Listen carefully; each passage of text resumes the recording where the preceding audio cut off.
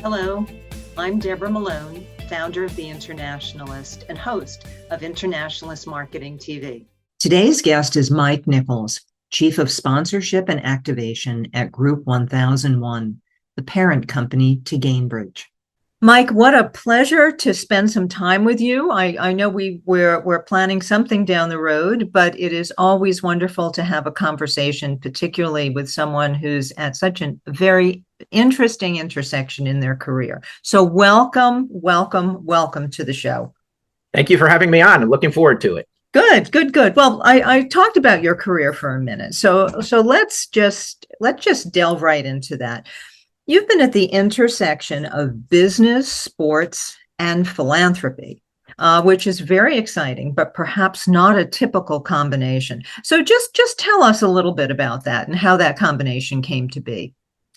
Sure. So probably like a lot of people in their careers, a little bit unintentionally, you kind of look back and say, how did I get here? Right. So, but when I graduated from undergrad, I wanted to get a career in sports. So went and got a master's in sports administration. It happened into the golf industry, which very much is at the intersection of those. So, for your viewers and listeners, I think what's important to understand, at least here in the United States, on both the PGA Tour and Champions Tour, all of the events are actually hosted by a 501c3 charity. So you look at those events, and so they're very much, when you kind of look at the hub of a wheel of like what it takes to run a professional golf tournament. So there's a charitable entity, and then they'll contract with the PGA Tour, and then the television, and then all the bleachers and all the things it takes to come together. So there's actually a charitable entity at the hub of all of that. And then obviously around that is a professional sporting event. So, up until the last 2 years, I spent my entire career in the golf industry. And so obviously I had the opportunity to see how effective the joint platform of professional sports along with charitable philanthropic initiatives is. And so I think that's probably where a lot of it came from. And, now with so much focus in the corporate space around doing the right thing or being perceived as doing the right thing. I think it's just sort of been one of those things that is really natural. Until you ask the question, you kind of don't even think about it. But that's probably the best explanation of how I arrived here. No, it's interesting. And I can understand the naturalism in terms of sports and philanthropy. I think that we're starting to move, and I think we'll talk a little bit more about this, into brands also seeing that as a way of not just being a sponsor, but maybe to create some of their own initiatives. Well, let's just segue, because you said that most of your career was in golf and so on. So tell us now a little bit more about your organization, Group 1001. And Gainbridge. So give us a little background on that. Yeah, so Group 1001 is the parent company. So like on occasion, people will hear us talk about Group 1001. That's the parent company that I work for, but we're a $65-ish billion privately held sort of fintech company. And so what we primarily do in terms of the brands that I'm actively promoting is sell life insurance and annuities. So we have what I would call sort of a legacy brand called Delaware Life. So if anyone listening here would go to sit down with their financial advisor, and their financial advisor as a part of their portfolio would recommend buying annuities, that would potentially be a Delaware Life product. So you look and you say, let's buy a little bit of real estate. Let's go put some money in the market. Let's buy some annuities. That would be Delaware Life. The Gainbridge brand that we also actively promote is intended to be a direct to consumer. So it's sort of the understanding, and frankly, our CEO, Dan Tower, is creating almost a new category, because annuity products have only traditionally been sold through that financial advisor, through a third party. But obviously, as everything is becoming more and more, people are sort of managing their own finances, doing their own trades. And there's kind of probably, my kids may not even have a financial advisor. Their whole portfolio might be designed by AI. Here's how much money I have. I want to retire in 40 years, and it just sort of invests it. So it's a general understanding there's probably an evolution happening, and that there's probably a need to go direct to consumer with annuity products. So that's what the Gainbridge brand is, knowing that, again, not everybody necessarily will have a financial advisor in the future, But also typically if you have a financial advisor, you've probably got a lot of wealth to justify having a financial advisor. So for as little as $1,000, if you want to put money in an annuity and make a higher rate of return than maybe a CD product, because you need the money in a year, you don't want to put it in the market, you don't want to have that sort of volatility. That's what Gainbridge is. So when people look at our sponsorships, the majority of them are with the Gainbridge brand, given that that's the direct-to-consumer brand. But on occasion, we'll do some stuff with the Delaware Life brand in certain markets where it makes sense with what we're trying to achieve with a financial advisor in that market, or if it just sort of makes sense for certain events that might be taking place. So, that's sort of the high-level overview of what we're trying to promote through our sponsorships and sort of where my focus lies. Yeah, no, that's very interesting. And I also think that I read rather prominently on your website that Group 1001 is a values-led organization. So I am just curious, what does that mean, particularly in terms of the sponsorships you do, which are largely in sports, and I think some are community-driven as well. What does that mean for the brand? Well, I think, again, following sort of the vision of our CEO, Dan Towers, where he sort of wants us to be sort of investing is sort of in sports and education as sort of vehicles to impact communities. So, and in some cases, we're able to sort of do both concurrently. So, but it's, investing in communities where maybe the opportunity to get involved in sports keeps the kids from doing some other things they shouldn't be doing, or generally in education. As we all know, education is always lifts people out of situations where they might not be able to sort of help themselves. So again, as a value-led organization, what we're doing is we're saying, hey, let's, put our money where our mouth is. Let's invest in things that we see of value. And so that's really where our portfolio of philanthropic efforts is in sort of the sports education space. So example, like Cal Ripken Senior Foundation. So that's, named after the father of Cal Ripken, the famous shortstop for the Baltimore Orioles. Foundation's named after his father, but they're building STEM centers around the country. They're building ball fields in underserved communities. And so that's like an example of an organization that we support because they're really getting down there at the grassroots and making an impact at that level. So, we have a bunch of philanthropic things, but we also have a sports sponsorship portfolio where we sort of try to build a bridge and sometimes use high profile sporting events to bring attention to our philanthropic efforts, not necessarily always to highlight what we're doing, which is obviously important, but also to just bring attention to some of these initiatives that otherwise on their own people might not know existed. No, that's wonderful, and I'd love to hear a little bit more about that. But I also know that this has been quite an extraordinary year for you.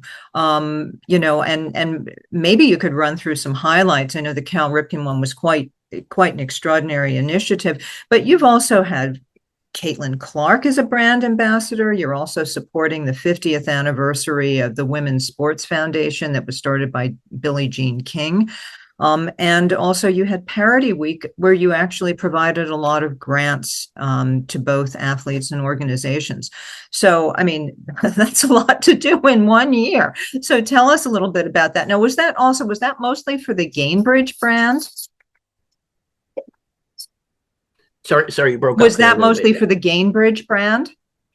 It was, but at the same time, it's trying to maybe go beyond the Gainbridge brand. So I'll talk a little bit about sort of maybe all of those three in sort of one thing. So just Caitlin Clark, she's been a brand ambassador of ours actually since she was even a senior at the University of Iowa. So she's been with us. We've signed her as a brand ambassador when she was still in school. We're an Indianapolis-based company. We're very fortunate that she ended up being drafted by the Indiana Fever. We were sort of anticipating that might happen. There was a 50-50 chance Indiana would win the lottery and get the first pick, which they did. And so that's worked out well for our hometown community. But a couple years ago, so this was our second version of Parity Week. So what we did with the first version was we had a number of our sponsorship initiatives line up, and actually they were the same week. So we're a sponsor of the Billie Jean King Cup tennis tournament, which is the World Cup of Women's Tennis. It takes place sort of 1 week a year,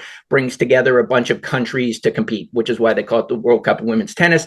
Obviously, the namesake, Billie Jean King, is on that, sort of an icon in this space.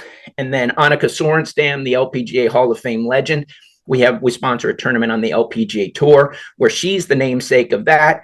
And at the same time, we were also sponsoring the Women in North American Motorsports, which is sort of an organization that's trying to advance women in all aspects of motorsports, not just drivers, but engineers, tire changers, all of that sort of stuff, and sort of raising that platform and awareness. Well, last year, so this is 2020, last year being 2023, we all of those events lined up the same time. And so what we did was we said, hey, maybe there's something we can do to sort of 1 + 1 + 1 = 4, as opposed to maybe they're fighting each other. So we created this Parity Week platform to celebrate those organizations. With the Women in North American Motorsports is the face of that organization, and the founder of that organization is a lady by the name of Lynn St. James, who was a racing pioneer. Really, Billie, if you ask Billie Jean King about it, she'll say she's the sort of the original pioneer, because she was actually racing in the Indy 500 against men. So she's the one that was really out there, Rookie of the Year in the Indy 500. So she is truly the pioneer of women in motorsport. So all three of these things lined up together. And so we created this cool platform, Parity Week, where we celebrated all of three of them and their contributions to their respective sports. The second year, being 2024, we took that same Parity Week brand and we used it to highlight the 50th anniversary of the Women's Sports Foundation, which was founded by Billie Jean King with a check for $5,000. She had won, I think they called it the Bob Hope Cavalcade of Stars or something along those lines. And so she was given a $5,000 check as sort of the female athlete of the year, which she turned that $5,000 check over to the Women's Sports Foundation.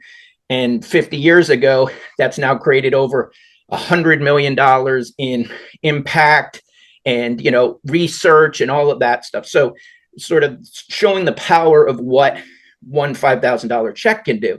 So in sort of honoring that, we partnered with the Women's Sports Foundation, and we gave out 20 $5,000 checks across the country to organizations that are probably lesser known organizations, but where $5,000 would be a big deal, might fund sort of the initiative that they've always talked about, but they kind of didn't have the thing to push it over the edge. And thinking about, hey, what if we gave this $5,000 to a local Girls on the Run chapter, and then years from now it's massive, and when you look back and you say, gosh, without that $5,000, this may not have ever happened. So we gave $25,000 checks.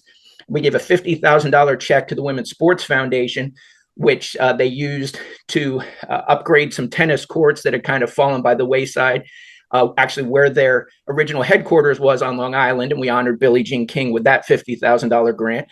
And then the 22nd grant, number 22, Caitlin Clark, we gave the 22nd grant at the Annika tournament during Parity Week to the Caitlin Clark Foundation for $22,000. So last year's Parity Week was a sort of a great example of how all of these various things, these different sporting initiatives, our philanthropic work, et cetera, all sort of tied together. So both Parity Weeks were special. This last one was special, and it becomes one of those, you become a victim of your own success, because you start looking and saying, okay, that's great. Now what, right? So we're in the now what stages. So we're looking at saying, we think that this Parity Week initiative we created last year really is something that has legs, and wouldn't it be cool if in 20 years from now that the impact of this organization is not only the money, but sort of the people that have been impacted by it. Oh, my goodness. I mean, that's extraordinary. It's also extraordinary that all came together in the way that it did. I mean, I can't imagine the logistics. I'm seeing spreadsheet on top of spreadsheet in terms of, everything from events to dollar signs, that is wonderful. And you're right. I mean, it's like everything else. What do you do next? And right. We'll get to that later, I hope, but let me ask you a couple of quick questions. Only women's sports?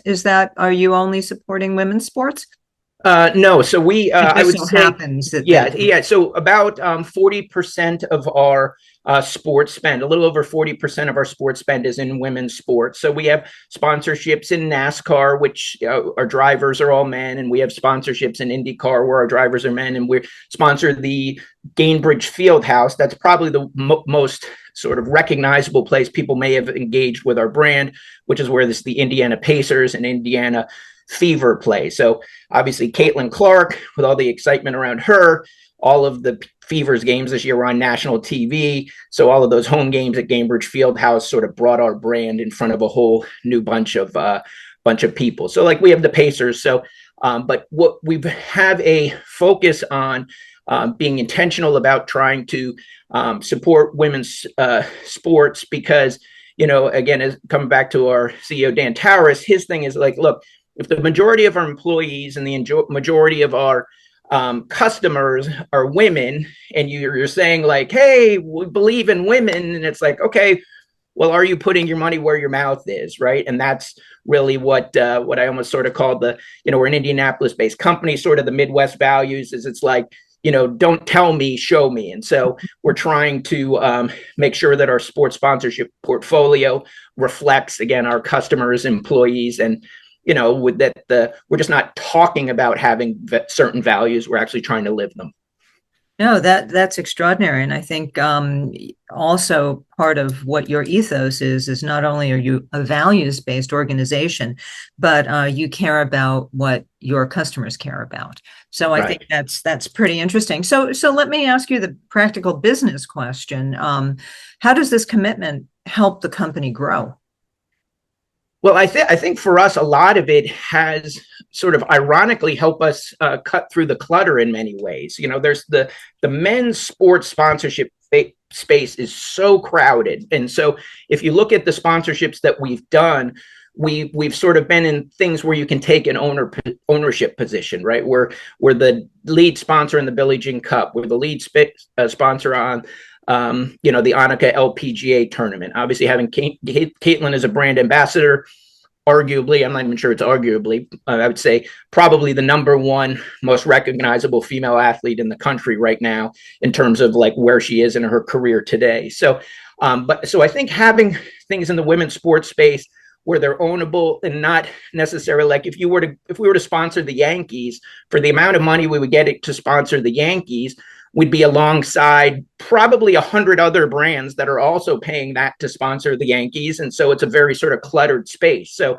I think, you know, this is probably the good news, bad news of women's sports is I think there's a lot of value in it right now because it's been so sort of undervalued to this point. I think the good thing is that women's sports, I think, as we all recognize, is on the rise. So more brands are seeing, hey, this is something of value. This is something that matters to my customers, employees, et cetera. This is a space I want to play in. So it's becoming more expensive, which as a brand, you wish it wasn't coming more expensive, but it also means that's good, right? Because the change is coming and the economics are showing that the change is coming. So I think for us, that, you know, that it's been a place where we can cut through the clutter, be seen as a leader.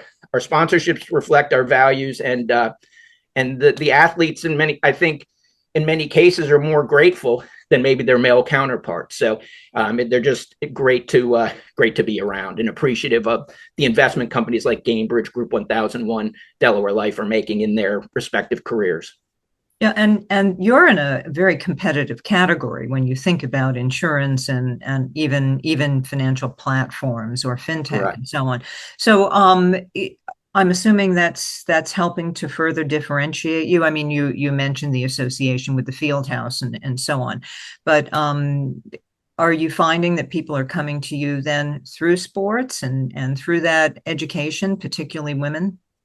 Absolutely. I mean, the thing is, even our CEO would sort of admit that a lot of our sponsorships that we've been doing, you know, in the last 3+ years have probably outpaced where we were in terms of the product offerings. Because ultimately, if you're asking people to invest their money with you, you know, and if it's like, well, I've never heard of this company before, it's like you're less likely to, you know, go invest your money there. So the sponsorships that we have are very high profile and have hopefully created an association with the consumers that, hey, this is a reputable company. They have their names on these events. Again, as a female consumer, I see them on a bunch of female sporting events that are of importance to me. So I think, as you mentioned, financial services. So we don't sort of think of ourselves narrowly as like life insurance and annuities, because at the end of the day, we're hoping that people who are thinking about vehicles to invest their money are looking to Gainbridge as a potential platform, and annuities can take various shapes and forms.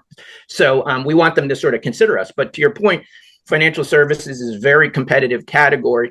And so being able to do things where we can, again, have a leadership position and an ownable asset where we're not in a cluttered space, I think is all very important to ultimately elevating the Gainbridge brand and, hopefully attracting those consumers. Yeah, no, well said. Well said. Let me ask you something that might be a little bit more philosophical, because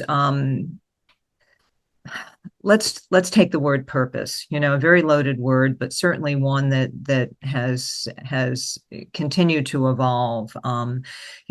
Whether it's notions of brand purpose or corporate purpose, I think there might be a little bit of skepticism around it now, maybe because of how acerbic social media is, or just that we've seen either purpose washing or greenwashing, if you count sustainability in that, and so on. Is it still important, or is it just changing form, or is it about, as you say, kind of putting your money where your mouth is and show me, don't tell me? Yeah, I certainly do think it's important. It reminds me of one of my sort of mentors and coworkers back in the time. He used to have a rock, in his office, and it said, do the right thing when no one is looking, right? Like it's sort of his, guiding light. And I've always remembered that and thought that was great. And we should be doing all these philanthropic things that we're talking about because they're the right thing to do. But I will say that there's the expectation amongst customers about who are the companies that they want to align with. What are they doing? Do they believe in the same things I do? As well as employees, right? Employees now, especially I would say with the younger generation, are more interested in like, hey, where am I going to work, as opposed, and what does my company stand for, as opposed to just like, what's my paycheck going to be? So I think it's probably as important as anything. It's sort of one of those, like, you want to do the right thing because nobody's looking, but if customers and employees have an expectation of aligning with companies that share their values, as a brand marketer, it's your responsibility to tell that story, even though it's like you feel like a little bit of, this little bit bragging. And frankly, that's not sort of, we don't want it to be our MO, but if you're not doing it, you're doing a disservice to your business. So, and I think ultimately it's the responsibility of consumers, prospective employees, to do their research and say, hey, is this a company who is actually doing it, or is this a company that's just saying they're doing it? And so again, that's why it's important for us that so much of our sports sponsorship and philanthropic portfolio is impacting sort of females and in that sort of 40+% range, because hopefully that's an indicator to folks that, hey, they actually are putting their money where their mouth is, and they're not just saying it. Because, not to name names, but I've seen tons of brands who are out there and they're on all the various panels, and then you look at their portfolio and be like, I know you're on a panel telling me how much you care about women's initiatives, but I look at your portfolio and it's not there. So, that's just up for folks to do the research. And hopefully they see that with what we're doing with, the sponsorships, with initiatives like Parity Week, et cetera, that we are a company who's living it, and it's not just sort of the buzzword on the brochure. No, you make a good point. You also said something that I found rather interesting. You also say that sometimes it's very difficult to tell your story on some of these purposeful issues. And there's something that came out recently called the green hush, and that people are sometimes afraid to say it, to say right, the good that they're doing, because they don't exactly know how to say it without feeling like they're bragging or leading with it. And that is a challenge. And you would think it's a challenge that marketers themselves could figure out, but maybe marketers do well at amplifying their message as opposed to softly doing it. And I guess that your answer to that is you're telling the story, but you're also showing the story.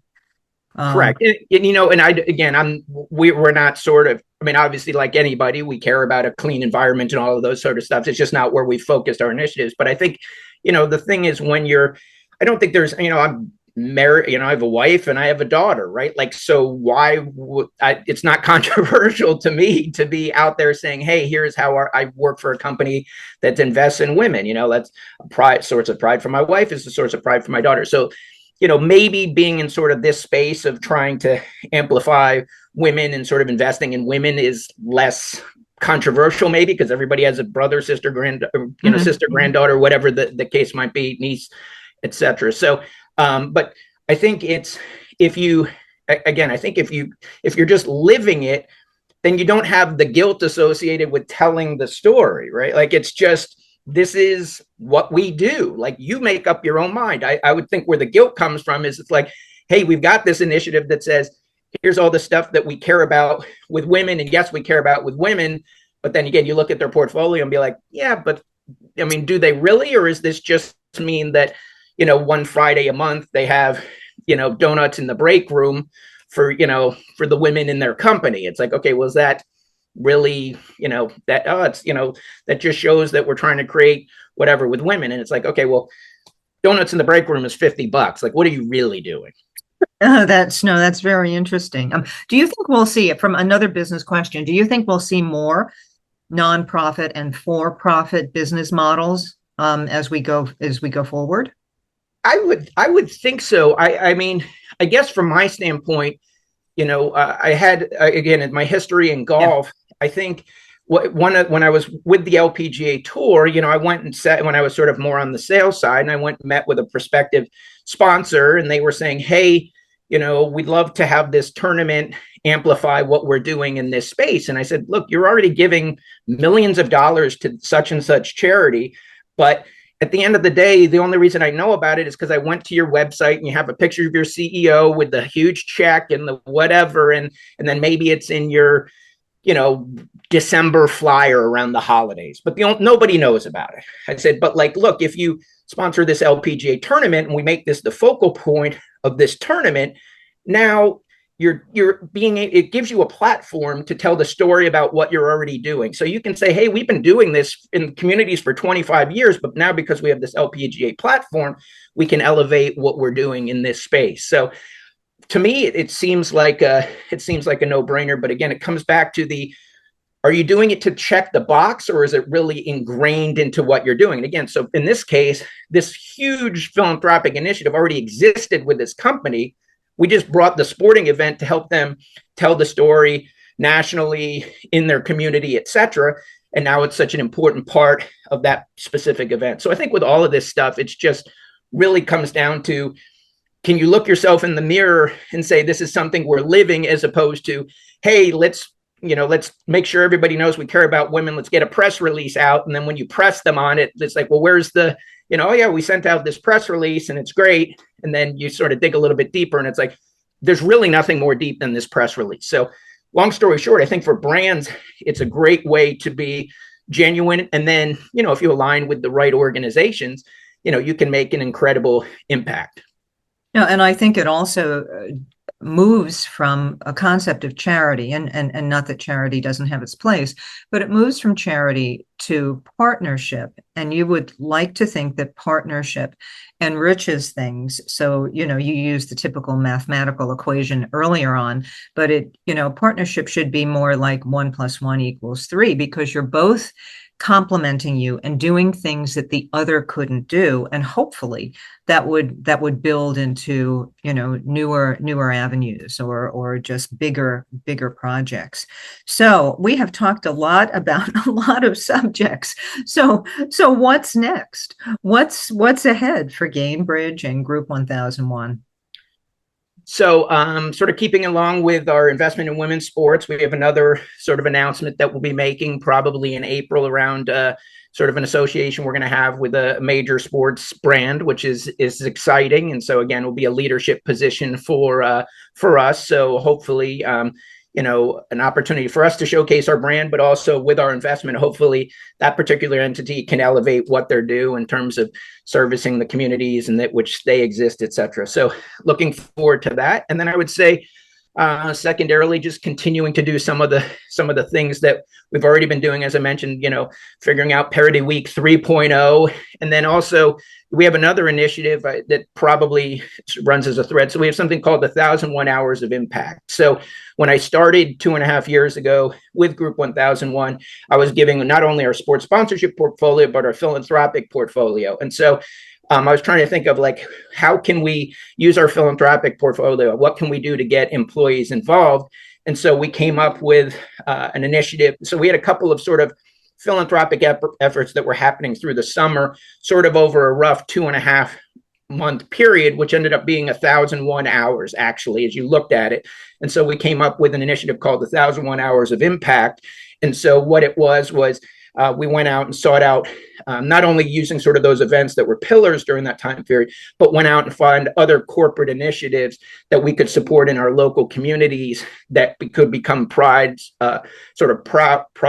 sources of pride for our employees. So, that first year we challenged employees, hey, let's see if we can donate 1,001 hours. That first year we're 1,100. Next year we're at 1,300. So looking at things like that. And so, for example, in that initiative, the way we kicked it off last year, again, we're based in Indianapolis. We went to the local Habitat for Humanity organization, and they brought out, you can now sort of frame houses or start the framing of houses in your parking lot. So they actually sort of bring out the wood, and then they sort of have some carpenters who help the employees go out and build it. So that was our kickoff this last year. We brought Caitlin Clark to that event. We brought members of the Pacers to that event. We brought out the mascots, et cetera. And then the family who was being served by it was there. So again, what we're trying to do is figure out, we've got these initiatives. Again, it's great for customers, prospective employees, but also what are we doing with our current employees to make them feel like they're engaged with this company, that these sponsorships and these philanthropic efforts are working in the company? Because it's, getting new employees is as important as retaining the ones you have. So this 1,001 Hours of Impact, and looking how do we continue to evolve that and freshen it up so it doesn't just sort of feel like we're doing the same thing. But that's certainly been a course of sort of a source of company pride amongst our employees, and sort of proud that sort of the genesis of that emanated from what would be our sponsorship team and has now become a wider employee initiative and a great source of company pride. Yeah, and I'll bet there'll even be some company ideas on what you could do next, huh? Absolutely, absolutely, and that's ideas. Yeah, absolutely. Yeah, maybe that's not bad either. A contest to see what kind of local or community efforts might be really helped. That's absolutely wonderful. Well, a pleasure to talk to you, and I'm delighted that we'll be exploring this a little bit more at the ANA Nonprofit Conference coming up at the end of the month. So I get another chance to talk to you then. So, well, I'm sure we'll keep in touch because I made a note of that April announcement. So we'll see. All right. Well, thank you so much.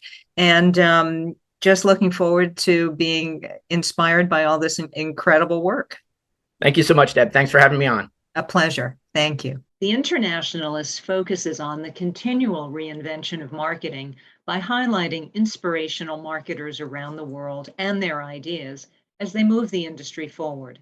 Internationalist Marketing TV shares these perspectives through interviews and personal stories. Thanks so much for watching. If you find this kind of content helpful, please click like or subscribe. Again, thanks so much.